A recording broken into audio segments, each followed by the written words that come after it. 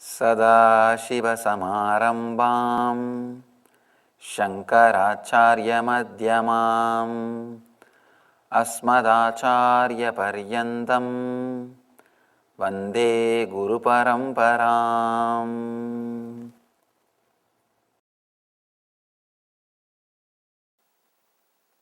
You need to understand deeply. Shiva is not selling fantasies. Got saved. At least in his time, spirituality was not buyer's market. In his time, it was not buyer's market. So he doesn't have to sell. There is no need for him to promote anything. It was seller's market and moreover, easily not available. It was not available easily. In those days, it was not buyer's market. It was seller's market. Gurus decide, choose the disciples. Not the disciples choose the guru. All calamities in the planet Earth happened when disciples have started choosing the guru. Already he is in the darkness. How can he choose right guru? He can't. So naturally he will choose a person, he will choose which attracts his ideas. The bigger organization attracts more people. In Sanatan Dharma, in Hinduism, they don't have any organization. All Hindu temples are just worship altars. They are not organizations. Please understand, all Hindu temples in India are only worship altars. Anybody can come, worship and go. In North India, you straight away go and touch the deities. If you had been to North India, you can understand. You straight away go and touch the deities. You go and you pour your water or milk or flower, you worship and you go. That's all. They are only worship altars, not organization. They are not organizations. That's an important thing because Hinduism did not believe in conversion. They did not believe in preaching.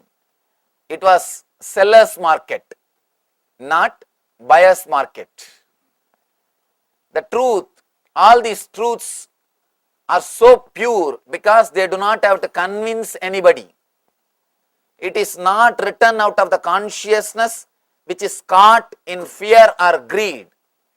It has aroused out of the consciousness which is free from fear or greed. I can say the one and only truth which they express is go beyond the fear and greed. Even indirectly, they do not have the concept of conversion. Still now Hinduism doesn't have ritual to get convert. Many of my disciples, Western disciples, they come and ask me, Swamiji, should I convert to Hinduism? I say, no, we don't believe in conversion. We don't believe in conversion. What is the need for conversion?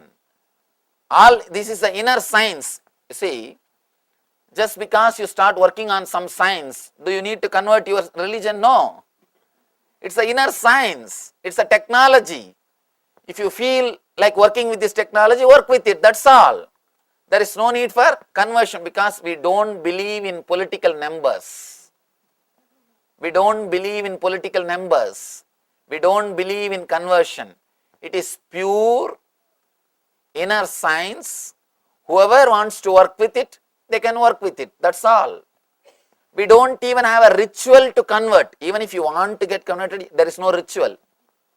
There is no standard ritual to convert somebody. No.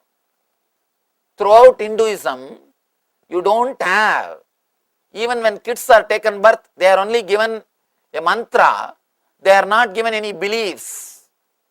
Officially, the mantra which they are taught, it is called Gayatri. That mantra means a very simple thing. That mantra means, let me meditate on the energy which guides me towards the intelligence to experience the truth. Let that energy help me to meditate on it. That's all. No belief is taught. No teaspoon feeding of any belief. Simply you have to search. Only you are given a torch. with the torch you have to start searching.